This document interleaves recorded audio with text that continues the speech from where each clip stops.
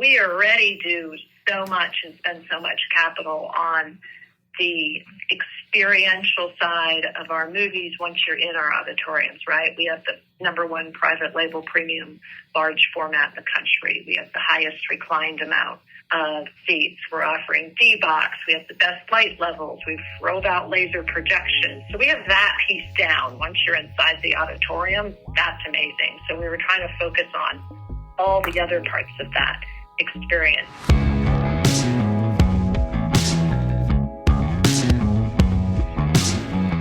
This is the Box Office Podcast. I'm Rebecca Pahle, Deputy Editor at Box Office Pro, the pulse of theatrical exhibition for over 100 years. I'm joined today here by Shawn Robbins. How you doing, Shawn? Not too bad. Not too bad. How was your holiday weekend? It was good. It was how all holiday weekends should be, i.e. lazy. Exactly. I did go out to the movies a few times, though, which was, I know you did as well. Nice. Yeah, I only made it out once, but it was a big one for my wife and I. We're Marvel fans, so of course we went to catch Ant-Man. Awesome. And Shawn will be talking about that in a little bit, followed by our feature segment, which has a Box Office Pro's Daniel Loria speaking with Wanda Giehart, head of global marketing at Cinemark. They'll be discussing the future of North America's third largest exhibition chain. This episode is sponsored by Jackro, whose ticketing and POS system can automatically send customers targeted emails based on their behavior and spending trends, offers drag and drop customer reporting, and can even save money on your credit card processing. Thank you so much to Jackro for sponsoring the Box Office Podcast, and please visit www.jackro.com to find out more. Both you and I contributed to the opening weekend haul of Ant-Man and The Wasp, Quantumania. What'd you think of the film? I enjoyed it. Maybe it had helped once I saw the Rotten Tomatoes score. I kind of braced myself a little bit. Expectations got a little tempered. Yeah, but I don't know, maybe whether or not that had any effect on my personal experience. I just know I went to see it and it was a fun 2 hours for me. And I like weird sci-fi comedy, so to see Marvel do that was a fun time for me. How about you? Yeah, I had a good time with it. I actually saw it in Screen X, so all the trippy vistas really lent itself quite well to that format. Yeah, absolutely. I caught it in IMAX, so it's definitely one of those movies that benefits from a premium screen like those. Well, I want to ask you about holdovers here, what you can expect next weekend from Quantumania. But first, I think you have something to brag about, to say, I told you so, schedule release date-wise. Yeah, no, credit to Russ Fisher as well. I think we both had talked about this at one of the end-of-year podcasts a few months ago when we were kind of speculating about what might happen in 2023. And one of those things came true, and that was Disney and Marvel moving The Marvels, the sequel to Captain Marvel, from July to November of later this year. And it makes a lot of sense, I think, personally, because the summer is just packed. May, Guardians of the Galaxy Volume 3, and then June for Captain Marvel doesn't make a ton of sense, especially, Blade they originally had in the holiday corridor. That's going to next year. Everything kind of shuffled out the way it should have. Yeah, and it not only gives July some breathing room for those other movies that are coming out, but it really gives November a entire fourth quarter, I think, a much needed big tentpole movie. Not that there were zero, but it just kind of looked like a position on the calendar that could use a few more big movies. So it certainly will help to have that one for the industry. Do you think anything else from summer is going to move? It's still packed. Yeah, it is still packed. I don't know. We're kind of getting into the point of no return here very soon. I would say if anything is going to be shuffled, it needs to be announced before CinemaCon in April. And even then, it might be something, it would have to be late summer. The clock is really running down, and it's still very fascinating. I think just looking at basically mid-June through mid-July, you have a major movie opening every single week, and a lot of them are aiming for the same audience. So maybe they can coexist, though. I think if anything is going to, it'll be at that point in the calendar. Yeah, we've talked a lot about how this COVID era release pattern of one big movie at the box office and then a couple of weeks and then another big movie doesn't really work. You need a lot of films. You need counter programming options. And boy, do we have some counter programming this weekend with Cocaine Bear opening from Universal about a bear on cocaine, and then from Lionsgate, the faith-based drama Jesus Revolution. For me, that's right up there with like Barbie and Oppenheimer opening on the exact same date this July. Yeah, it's certainly a case where I don't think either studio is worried about the other studio pulling too much of their audience away. It really is the perfect example of counter programming. And I think Cocaine Bear is an interesting one to talk about just because the question is, how much interest is it going to get outside of the people who are just excited and talking about it online? And the fact that it's Cocaine Bear, like one of the greatest titles, maybe one of the greatest concepts ever. And yeah, I think we talked about it last week. It kind of reminds me a little bit of Snakes on the Plane almost 20 years ago, a little bit of Massive Talent last spring. It's kind of like that niche comedy, high concept vibe. Yeah, like, is this a movie or is it a meme? Right. Yeah. And maybe that's a selling point, especially these days. I saw Cocaine Bear last night. I mean, it was like a influencer audience, and they all seemed to like it. Though that's maybe because they like pumped us up with candy before the screening. Oh, there you go. We got pixie sticks. That's, well, you know what? Whoever thought up that idea, genius. Pixie sticks to go see Cocaine Bear. Yeah. So yeah, looking forward to this weekend, Shawn. You know, we do have some limited releases coming out, but in terms of things going wide, Cocaine Bear, Jesus Revolution, and the second weekend for Ant-Man 3. Let's start with that one. What are you thinking in terms of holdover potential? Because it grossed $104 million over the 3-day weekend. This past weekend when it opened, 118 over the 4-day weekend. So it did hit that 100 million mark that you were expecting it would. What do you think the drop's going to be like? Yeah, I think usually we see Marvel movies pretty sharp in that second weekend because these movies are at the point where they're not just front loaded with fans, but they include Thursday previews starting at 3:00 now. It's practically already a 4-day weekend added on to the fact that it was a holiday weekend. So Sunday was kind of inflated. So a lot of factors to look at. It's going to be a big drop, probably something around 60%, which would be normal.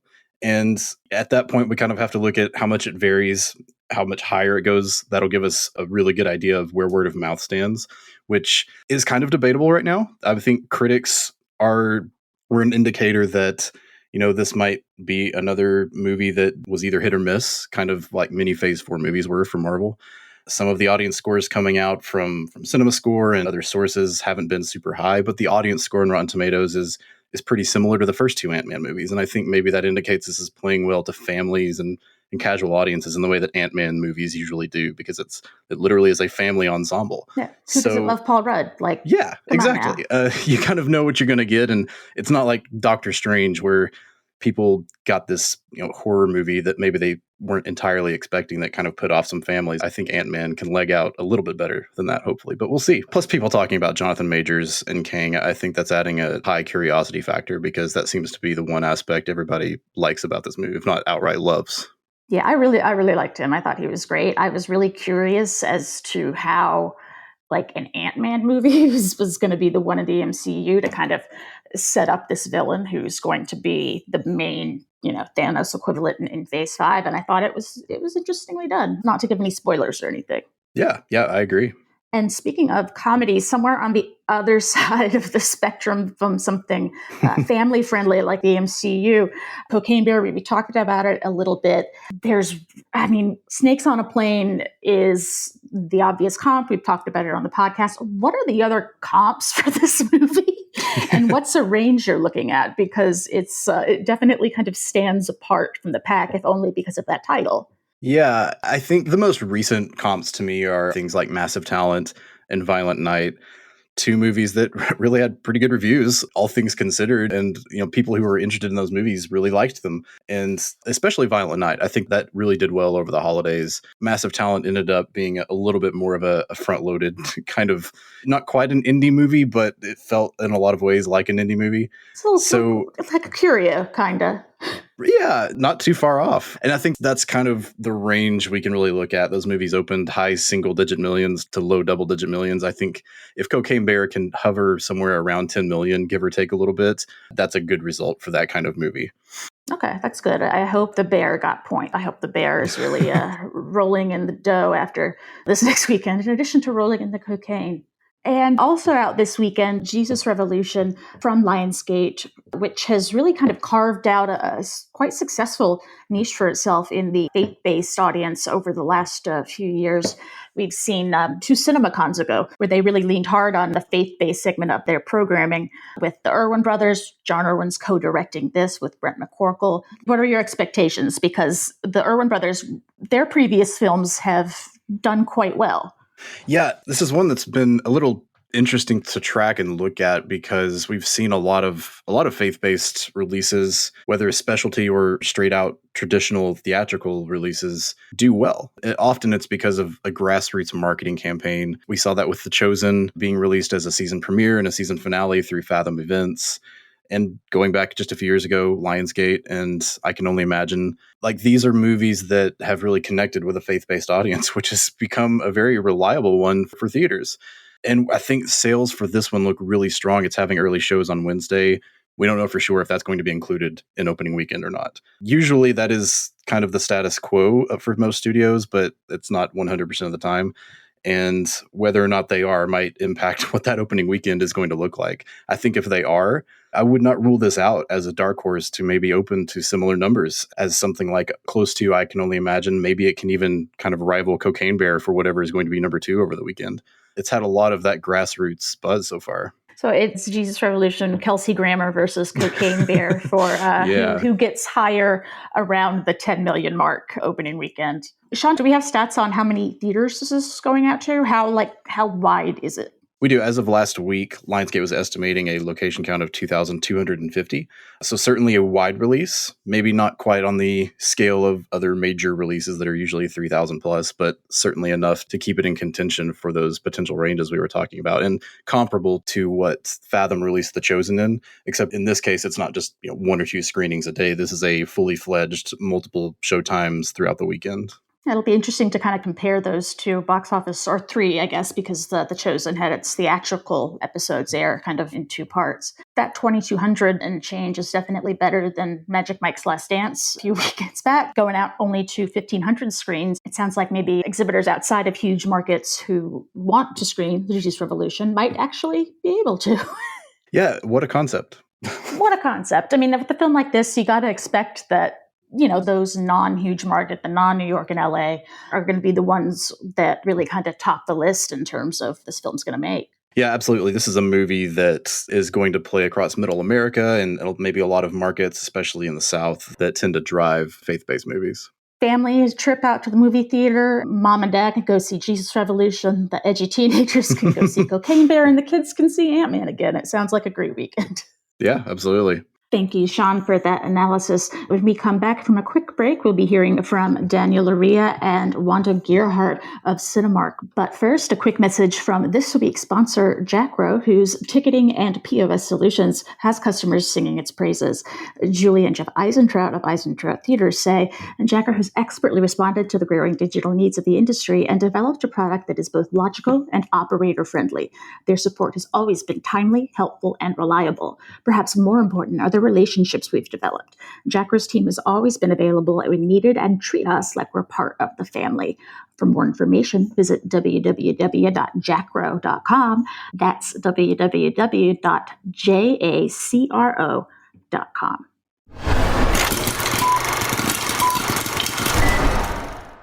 And we are back here on the Box Office Podcast. I'm Daniel Loria, the editorial director of Box Office Pro, with our guest here, Wanda Giehart, the Global Chief Marketing and Chief Content Officer for Cinemark, the 3rd largest exhibition circuit in the United States. Wanda, thank you so much for joining us.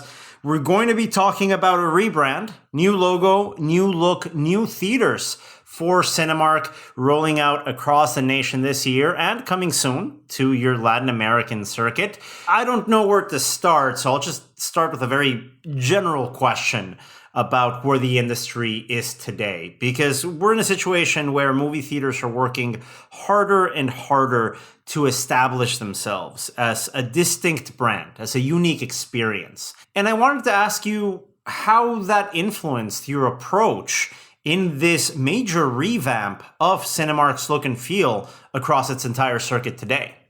Yeah, so, I just think the world and consumers' tastes have changed. I mean, we're really becoming the experience economy. So by that, I mean, to distinguish ourselves, it's a complete night out from the time you think about going to a movie to the time you go into the theater to the time you're in the auditorium watching a movie. And I think we have to up the ante on that whole experience because, as you said, we can't distinguish ourselves as brands unless we set out with a very methodical point of view of what that experience looks like. I mean, we started this just because we started thinking about this more deeply, and our project started pre-COVID, right? How are we going to grow? What's going to differentiate us in the future? And, I just kind of connect the dots from what's going on in the world. So, if you look at all the share-worthy experiences that people do on Instagram, experience matters. They document everything. There's all those home decorating shows like Chip Joanne, the Fixer-Uppers. There's just all these influencers, I think, that over time have slowly influenced mass America's expectations and just requirements and how they perceive a venue and how we articulate our brands to them. It's more multi-sensory. I think years ago, they probably just came into theaters and came to the movie. We didn't need to do much. We put up the walls. We had a few concessions. And now I think the ante is up. Like, we have to create an experience from sort of beginning to end and evolve our spaces and just really think about, we spend a lot of time thinking about our vision, our mission, our positioning, where we're going to sit amongst our competitors, what's going to make us different, how do we take our character of who we are as a brand and how do we show it, and then how do we say it in our tone of everything that we communicate in our brand and in all of our communications. So I think, and everything just needs to, I think it's so important nowadays that everything needs to feel connected. So it's the pieces and the parts to building a brand that make the whole to me. So, we like to think of it from, during this whole process, we used this philosophy called mise en scène, where we thought about it's, filmmaking, where they think about a set, right? And they think about everything in a scene, whether it's the furniture or the music or the costumes or all of those things create that immersion into that world, right? So I think we have to create these more immersive, dynamic, experiential experiences and think through all those parts from beginning and end. And I think they all have to live together harmoniously. They have to work together and feel like they're congruent to the customer to create this whole experience. Now, I know how you guys approach projects at Cinemark. I think probably the best example of this Cinemark approach to innovation we saw with the movie club concept you came in, that it wasn't something you just jumped into and said, let's do a subscription. You innovated by looking at different examples, looking at different out-of-home experiences, looking how subscription works in parallel industries outside of cinema. What was the approach that you guys took, maybe not only, cinema focused, but slightly outside of that in approaching your rebrand?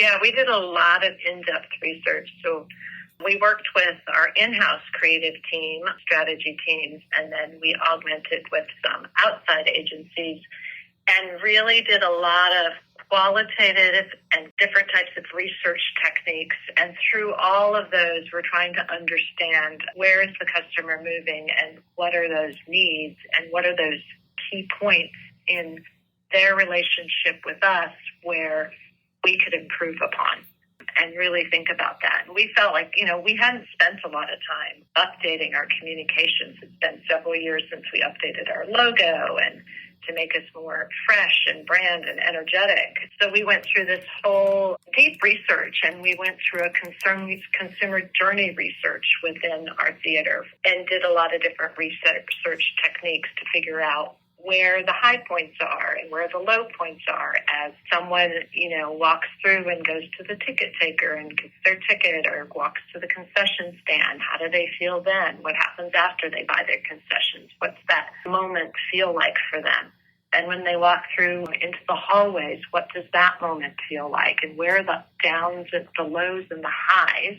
Because the idea, when you think about other entertainment venues, and you look at like the Disneys and the Universals and all those people of the world, they think about it from beginning to end and where those experiences are. So we really wanted all those consumer touch points to feel joyful and immersive and lead to anticipation, so that by the time you walked into the auditorium doors and sat down in your seat and saw the movie, your whole thing felt great. Yeah, it's such an important part of that experience, I think, for any consumer in this e-commerce economy, right? If I'm leaving the home, what sort of experience or feelings are evoked where I go? You know, these places, these physical places really have to have an emotional connection with folks to remain relevant. Can you talk about how those changes are occurring at Cinemark theaters around the country and sort of the timeline of that launch? And also around the world, because as we know, Cinemark's business, Cinemark's brand is a leading voice in exhibition in Latin America as well. Yeah, I'll take that in chunks. So, the first part of it is we really wanted to focus on a lot of, we want it to feel immersive, right? A superior immersive experience, frictionless. So we worked a lot on the how you buy a ticket, frictionless, how do you get through the theater, frictionless. We focused a lot on service. So you'll see us rolling out more on delivering on higher quality of service. We already do so much and spend so much capital on the experiential side of our movies once you're in our auditoriums, right? We have the number one private label premium large format in the country. We have the highest reclined amount of seats. We're offering D-Box. We have the best light levels. We've rolled out laser projection. So we have that piece down. Once you're inside the auditorium, that's amazing. So we were trying to focus on all the other parts of that experience. So we're in the process of, it's a phased rollout. Can't get everything done at once, as much as I would like to. So, we started with all the digital customer points. So, we redid our logo, which we hadn't touched in several years. We, put it into our email and our app and our signage. We redid all of our employee uniforms that will begin to roll out this year. All of our F&B vessels will roll out. So we unveiled all of that, mostly in the beginning to our digital channels, because that was the easiest and fastest, right? With the tone of voice, and it's all larger than life and cinematic and fun and energetic. And then each of our new theaters showcase new branding. We just launched Missouri City is the first in Houston this past November that will have all of those elements together. So it'll have the theater design with all the pieces and parts that I could walk you through. And then it will have all of the employee uniforms, all the vessels, all the rebranding. All of it comes together there, which is a nice kind of incubator. And then over the next year, we're going to continue just rolling out theater groups at a time, all of our updated signage, and just phasing that to refresh it throughout the end of the year. And then every part of great branding is not just visual side of it, right? It's the experiential side too. So we're working closely with ops on just a deeper focus on service levels and what does that look like with our new brand pillars. What is cleanliness? What does that look like? So just working on a ton of different initiatives like that. Yeah, and when you think about rebrands, like you mentioned, there's so many different touch points. It's not just the logo. It's not that simple. You have to think about F&B containers. You have to think about uniforms. You have to think about, signage. There are just so many different aspects to creating that new experience, that new feeling for consumers as they come through your doors. To be open about it, what was the most challenging part in tackling a project like this that you spearheaded? I think in trying to, time it all together to make an impact. So we're rolling it out in phases, right? So we can kind of test and learn a little bit. And then it's just, we have to gain buy-in and we slowly roll it out. So I think it's just figuring out where to roll it out and getting it out and get everyone bought into it. And, it's all, so not only because it's not only visual, it's experiential. We're now having to build all of the training modules and all of those things we'll focus on. It's not a 1-year journey. It's a 3 to 4 year journey, right? Because we're going we're gonna build off of all of these great things. Our vision and our purpose is, we enrich lives, we build community, we transport people to amazing new worlds. So we're trying to deliver, we're trying to work through all of those operational sides of how do we deliver. It can look good and pretty, but now we need the rest of it, which we're already really great at, but just kind of upping the ante on all of that. What I find really interesting in this generation of the latest rebrands as circuits start approaching this challenge is that the last time a lot of major circuits and multinationals went through this experience, the industry was mostly concentrated to going to the theater. So this was just an experience where you engaged with a brand in the theater itself. And once you left that experience. Today, with the digital world, with having a social media strategy, having an Instagram page, having a Facebook community, that's not the case anymore. Your brand exists and is vibrant outside of your doors and into the world. Can you go into that process of how that digital world influenced this project? Yeah, so we first started building out, I've been at Cinemark almost 5 years now, and we first started building out all of our digital capabilities, right? Going on through a digital transformation, because part of this whole service proposition is we have to make it as frictionless and easy, right, to buy a ticket with us and to have a great night out as possible. And then once you're in the theater, how do we make, we smooth all those touch points, and you can now you have snacks in the tap where you can buy your snacks ahead of time. You don't have to stay in line. We'll actually deliver it to your seat. So we had to also, while we were working on all of this visual stuff a few years ago, we had to put together how are we going to communicate all of this, to your point, right?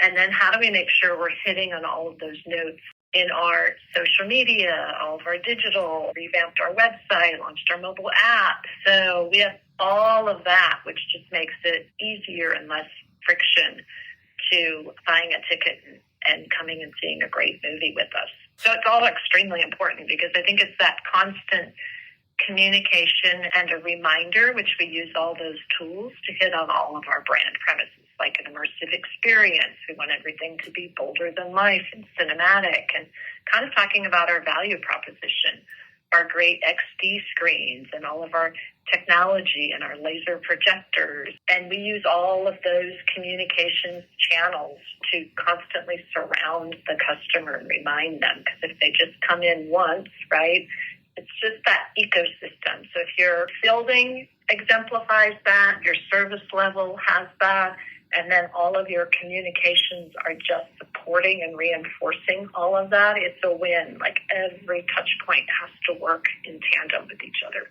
Oh, they're totally interrelated. And I think, as you mentioned, the branding aspect of it ends up being what the consumer first engages with as part of your overall marketing strategy and marketing campaign. And we're in a position where theaters are putting this greater focus on marketing themselves first, or just as importantly, alongside the film.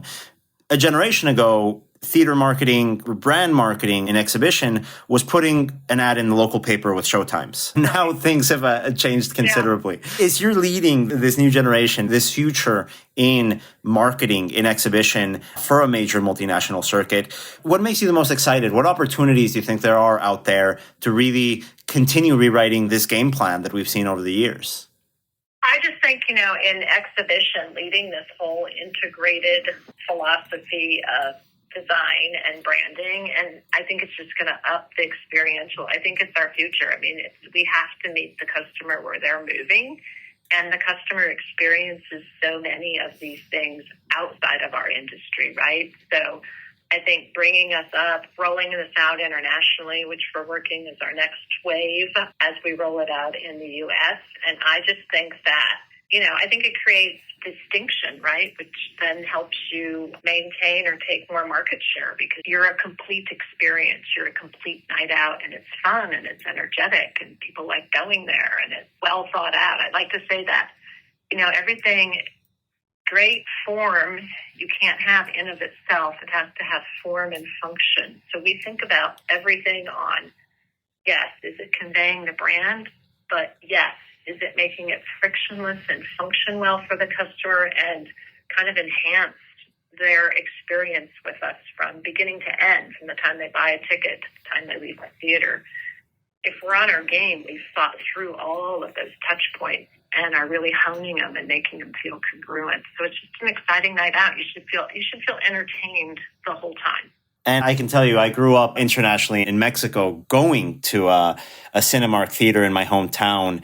And I know you guys have done a lot of consumer research, so I'm just going to ask you the tough question now that I've been waiting to ask you here at the end. What's going to happen in the future with former Cinemark mascot Front Row Joe, the cartoon cat that I grew up watching? Is there any indication that I'll ever get to see him again? I've been missing him for years, Wanda. Anything you can do to help me out here?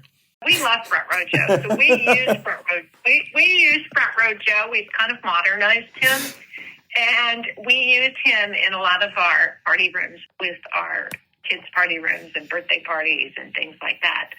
So he still exists. Okay.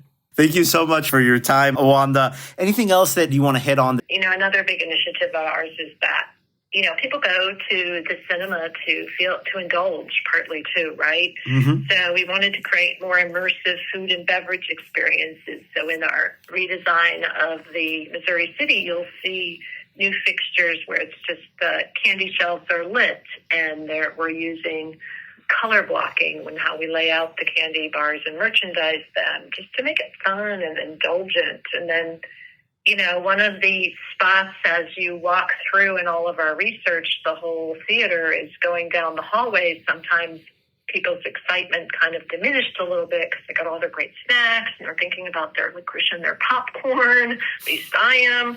And then they start walking down the hallway, and it kind of, the excitement toned down a little. So we really spent a lot of time in the research trying to figure that out. So we created a lot of, you'll see in the photos, a lot of drama with lighting, which is a super inexpensive way to do it. And putting out some other techniques in the hallways to just really keep that excitement building. So you feel excited the whole time until you get into your movie. And that does it for this week's episode of the Box Office Podcast. This week's episode was brought to you by Jackro, whose ticketing point of sale system, or Tapas, has customers singing its praises. Mark Williams of Scott Cinemas says, "We have worked with Tapas for over 25 years using its ticketing and concessions point of sale, as well as online booking and card payment facilities. They've helped us navigate an ever-changing landscape and helped us, as an independent cinema operator, to keep our ticketing modern. We have worked closely with the development and support teams to customize the system to meet our needs, with particular focus in recent years on working towards a cloud-based head office. For more information, visit www.jacro.com. That's jackro.com. New episodes of the Box Office Podcast come again every Thursday. Thank you again for your support, and we will talk to you again next week.